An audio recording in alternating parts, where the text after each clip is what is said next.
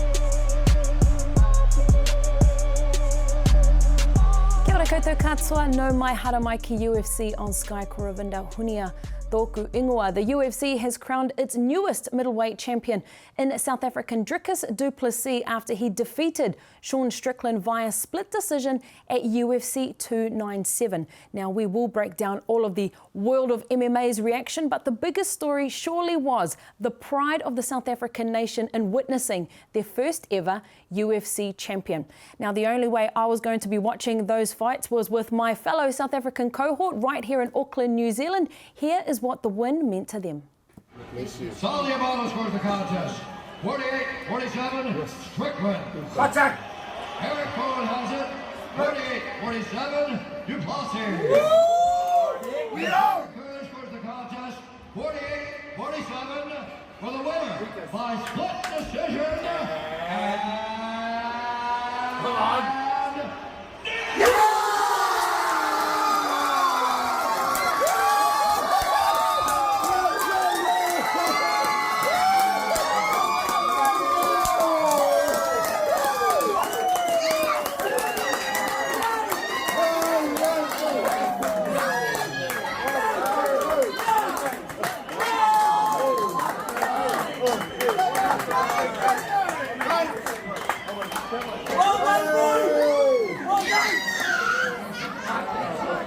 And that's what sport is all about, isn't it? Getting behind your fellow countrymen. But for UFC President Dana White, he wasn't so convinced of the decision, and in fact, the opinions were mixed across the board. I had it 2-2 going into the last round, and I thought Strickland won the last round. I wonder how the people online feel about that. Because, you know, we're not scoring it while we're watching it. We're watching it. We're just having fun. Were we wrong? Man, we watched this more. It was close, man. It was And good. then you got I had 3-2. who are these judges? You round. know what I mean? You don't know who these judges are. Listen, fourth round, he did awesome. Interesting. Close one. Yeah, I did think it was 3-2 for Dricus. I thought he had the 3 rounds up leading going into the 5th. I thought he lost the last one, but I thought he won 3 of the first 4 anyway.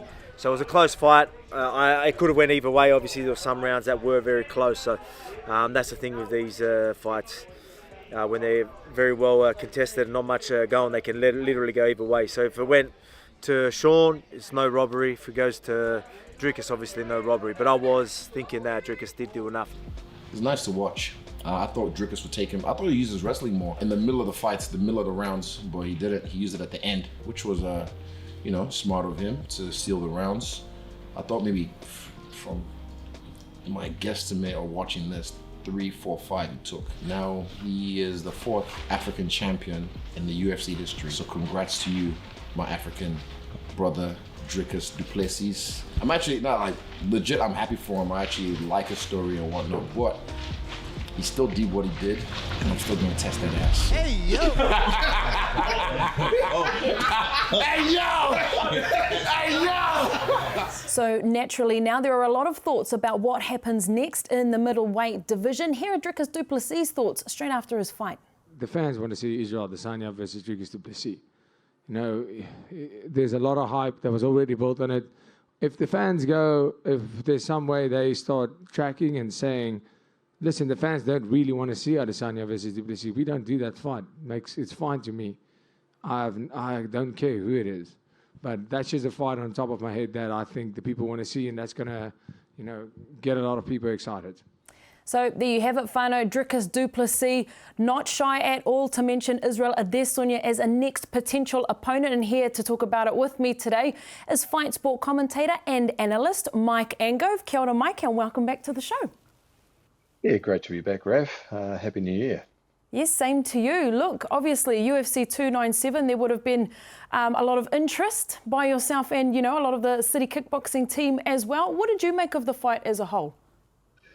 Oh, I thought it was a closely contested fight. I thought it was great to see 5 rounds of both guys, where we could see from a coaching point of view some of the things they do, some of the habits. You can judge the gas tank. You can look at setups. You can look at a whole lot of different things there. So that was good from a coaching point of view, because obviously these guys are in the middleweight division, and Israel wants to reclaim the middleweight title when we decide it's the right time to come back and become a 3-time middleweight champion. That's an exciting thought, isn't it? Look, the fight was great. 5 round, the decision was split. Did you think Dricus did enough to take that fight? Because there has been a lot of controversy over that decision. I think it was a close fight. Personally, I thought Sean won it. I thought he won the second round.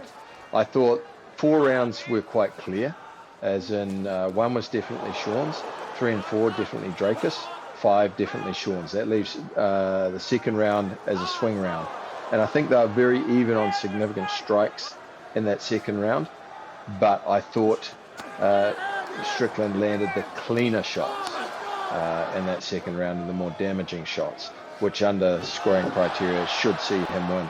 But by no means was that a robbery. It was just a very close fight, and I think the media were evenly split as well. Yeah, I think so too. Yeah, the second round was definitely a swing round and could have gone either way. I, with you, thought Strickland had it as well. What would have been a preferred fight? Because obviously now for Israel to get back to that title fight, he's fighting Dricus. Is this the fight that he wants or that the team wants? Or would Strickland, second time around, been preferred? It doesn't really matter, to be honest. It's about clearing the division. It's about facing all comers. If the title comes, it comes. Israel's back in the gym, and what happens here is really up to the UFC. We're just working on what we've got to work on, and everything else from there relates to how the UFC decides to structure things. So we don't have any control of that. We only have control of our training program and what we're doing with Izzy and the rest of the boys. Obviously, there's a great appeal, I think, in the Du Plessis fight because of the conflict the boys have had over the African issue, and there must be some appeal for the UFC in putting on a show in Africa with that kind of controversial, roof over it, because you'll get the lovers and the haters coming out for that. So obviously that's something of interest. You need to see what happens with UFC 300. Dana said Sean wasn't there for an immediate rematch, but things can change, as we've seen really quickly. Hamzat's sniffing around in the wings. And I think Sean Strickland also has a question to answer against Jared Cannonier. So with that in mind, there's a lot of unanswered questions right now. But we're back in the gym, and we will have a look at the opportunities when the UFC touches base. Yeah, nice one. See, that's the thing with Dricus Du Plessis winning this fight. It opens up a whole lot of other avenues for many fighters of the division.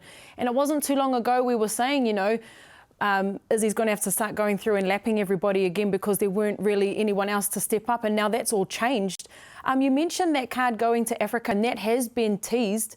Is that something, I'm not sure if that's a conversation you've had with Izzy personally, or is that something that he's mentioned that perhaps that's something that he'd want to do? Izzy for a long time has wanted to have a card in Africa.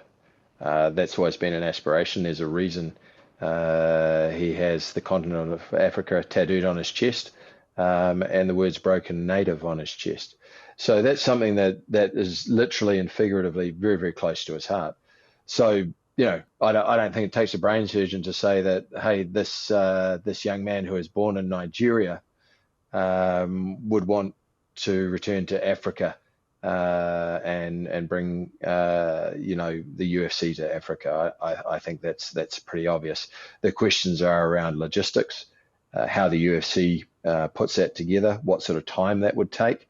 I think South Africa, in terms of infrastructure, they have put on a lot of big events over there previously, so they're probably better equipped than other African nations right now. Apologies, I'm not as familiar as perhaps I should be with what the capabilities of the other nations are.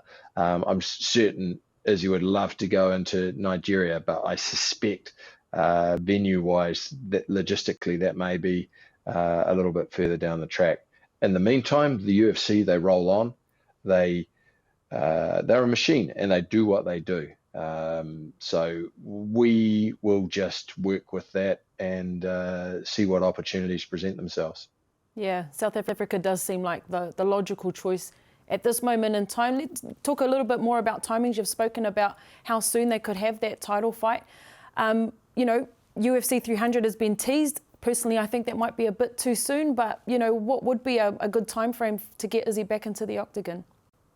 Again, that's up to the UFC. Izzy's back in the gym. The rest isn't really in our hands. It's really about what options the UFC are putting together, and they are about putting together a great show. That's a great draw that gets bums on seats and eyes on screens. Obviously, Izzy Dricus is one of those fights. Israel is one of their biggest stars. Dricus is a new up-and-comer, so that certainly has some appeal. But whether it's then or whether that opportunity is still there later, really that's not in our court. What we know is we have to prepare for that potential fight. We have to prepare for a potential fight with Strickland. We have to prepare for a potential fight with Hamzat, because those are the most obvious options on the table. And the timing, it's not up to us. Yeah, absolutely. Look, how is Israel? Because, after his fight with Strickland, it seemed like, I don't want to say that anything was wrong, but something was definitely off, I thought, in that fight in Sydney. So how has he been post that Strickland fight, and how determined must he be to get back in and prove he is still the best in the world? I think when you look at a guy like Israel, he doesn't have to fight. He doesn't have to fight for a while in terms of, the goal of professional sport is to set yourself up financially for life. So the motivation to fight and to return has to come from inside. And there's no question that Israel has that burning desire and that deep motivation. He had it immediately after the Strickland fight. He had it after the Pereira fight. And sometimes what your mind wants to do, your body just says, hey, we need to take a bit of time out here. It's a tremendous strain on your body to be active for that whole time. And there is sometimes rest and refreshment can be really valuable. And, we've taken that. We're back in the gym now. But don't question the desire. Don't question, that internal fire that you need to drive you, because Israel has that. And, really it's just a question of what happens now with the UFC. There have been athletes, and I have to reiterate this, there have been athletes that have fought maybe twice a year, sometimes once a year, who've held the UFC title. You've got John Jones, for example, who's holding on to the heavyweight crown, and there's been an interim crown, but he still has that heavyweight crown. Obviously, that's due to factors beyond his own control for the most part. Israel has been so active, more active than any other reigning UFC champion. So at some point, you just need to say, well, maybe I'll take a little bit longer than 4 months between fights. Maybe I'll have 7. And when you start to then compare that back to how frequently the other athletes are fighting, then you go, well, actually, okay, it seems fair enough. And that's just as simple as that.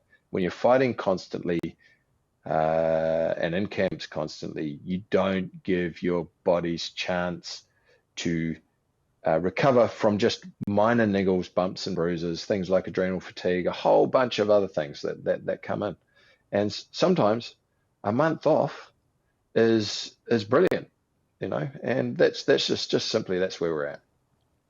You mentioned that he was, very active as champion, and he was.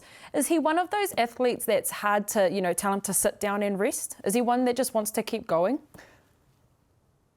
Oh, I think that's our gym ethos. We all our guys fight regularly. We very rarely turn down fights. If we do, as for example in Kaikara France's case, it's for concussion, which is a serious injury, not not a niggle, not a bruised foot. We had Carlos Olberg who fought with a severely compromised foot in his last fight. We regularly, actually sometimes to our detriment, have pushed ourselves a little bit further than we should. And that's just a bit about our ethos in the gym. That's just part of the game. Look, there's a lot of things I can talk about with many of the fighters coming out of City Kickboxing. Still a very impressive stock. But I want to talk a little bit about you, Mike, and have a little bit of a catch-up. You were overseas recently with Junior Farr at a huge boxing fight night at the end of last year. How was that experience, and how is Junior Farr now? Well, again, Junior came off. That was a short notice fight for him. It was 5 to 6 weeks. And in that fight, I think he showed that he was very capable of being there. I remember Sanchez is a legitimate threat in that heavyweight division. I think he's going to create some real problems with people.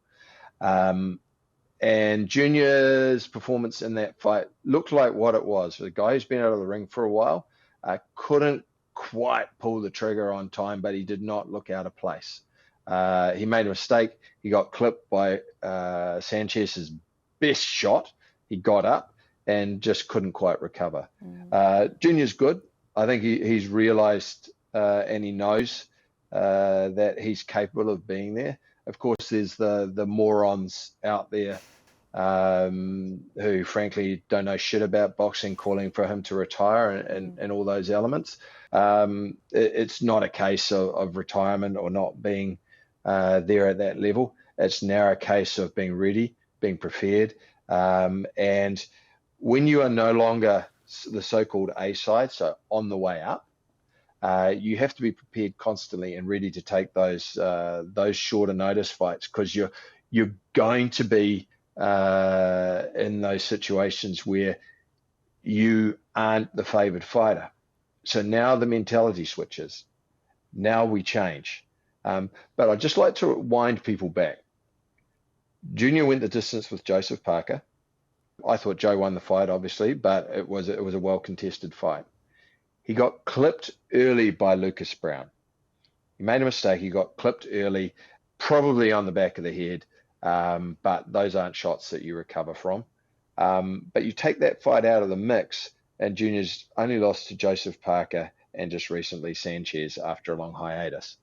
So I think we have to have a look at that resume and just, although it's not good to go what if, I just think we need to factor that in a little bit. It's really important to understand the level at which Junior Farr is capable of operating. Remembering he's been in camp with obviously Deontay. Prior to that, he'd been in camp with Anthony Joshua. He's done work with Klitschko.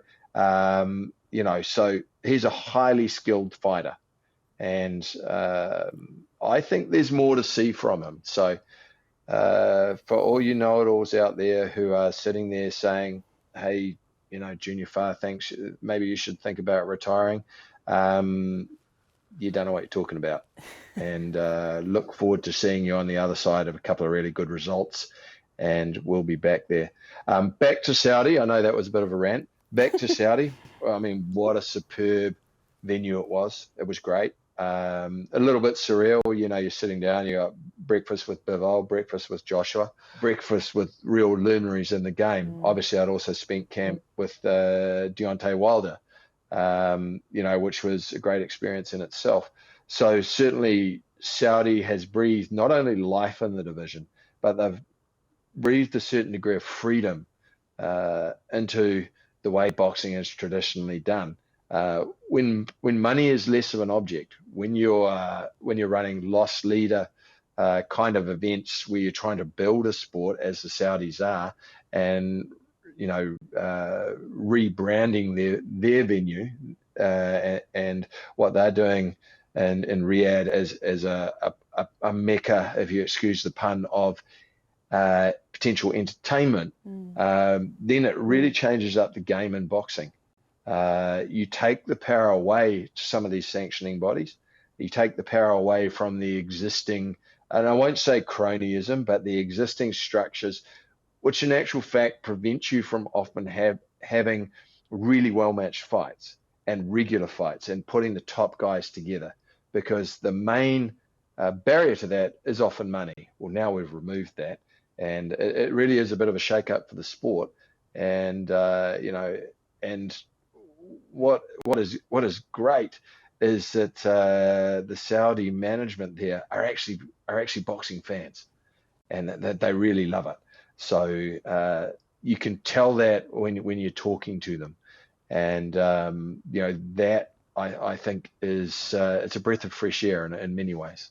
Yeah, it really is, and it's like you said, it does put other promotions on a bit of notice, and I think even the things like the UFC as well. Also, when you're thinking about dates and crowds that you're going to draw and pay-per-views and things like that, it all comes right into the mix. But it's how awesome is it to see our New Zealand fighters in that mix with these big fighters like Deontay Wilder, Anthony Joshua, and we've got our Pacific Island boys right up in there in the mix with them. I think absolutely, and let's include Jaya Pataya in that, even though he's Australian, based in Australia. Obviously, his family is from New Zealand. You had two Samoans and a Tongan in there, and big shout out to our Polynesian brethren, or brothers and sisters, because they give so much to our sporting community, with just the innate natural talent that comes from the islands. So we have a lot to be thankful for. And look, we not only have the raw talent now, we have the coaching capability. There are some superb coaches in New Zealand beyond just my own little backyard. There are some great coaches. Isaac Peach obviously coming up and learning on the job, but he's built a great stable there, and he will go on and learn and become better and better as a coach himself just by being in that environment. So circling back to Saudi, I mean, it's amazing, and we should be proud of the level that these guys are operating at, because let me restate it. This is the elite level. Joseph Parker has gone the distance with Anthony Joshua in a fight, to be honest, which I had even at the end of 6. He just couldn't quite deal with the jab over down the straight.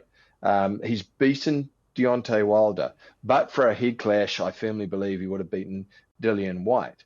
He's beaten Andy Ruiz, who, yes, it was a close fight. Yes, it was controversial, but he's beaten him. And obviously Ruiz was the undisputed champion when he knocked out Anthony Joshua.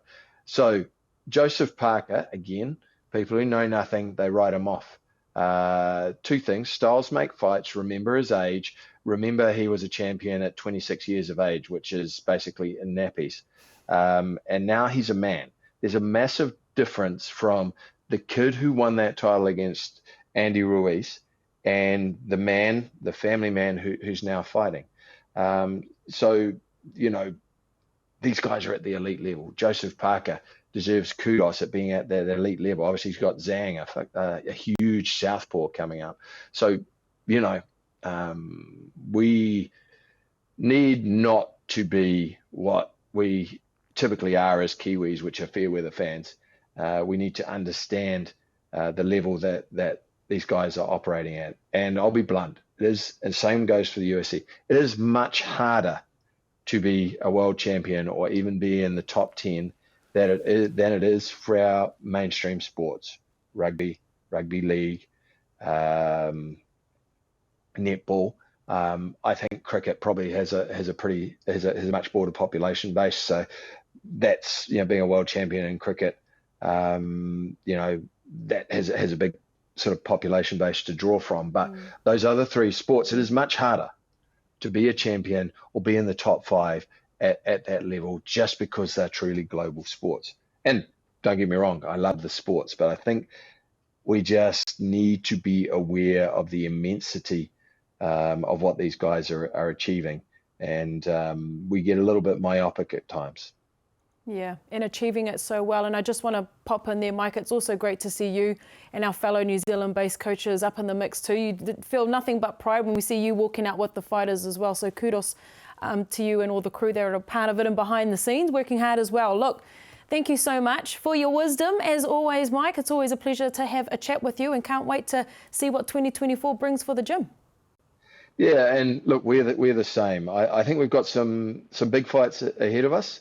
And let's not forget, you know, the talk is often about Izzy, but, you know, we got some other great fighters coming up. You'll remember while I was in the US, Kevin Jusay fought. Had to take a quick trip, take junior sparring in Vegas, and then Kevin Jusay got the win in his second fight against a much more experienced guy. You know, Carlos Olberg's coming up, Kai Kara-France returning. All this excitement going on. You know, so I think 2024 is a year for us all to look forward to. Nice one. Thank you so much for your time, Mike. Also, a huge congratulations to Raquel Pennington for claiming the women's bantamweight title at UFC 297. Whispers are now that #1 seed Juliana Pena will be back to contest the belt next, so watch this space. Thank you for joining me. Hei kona mai.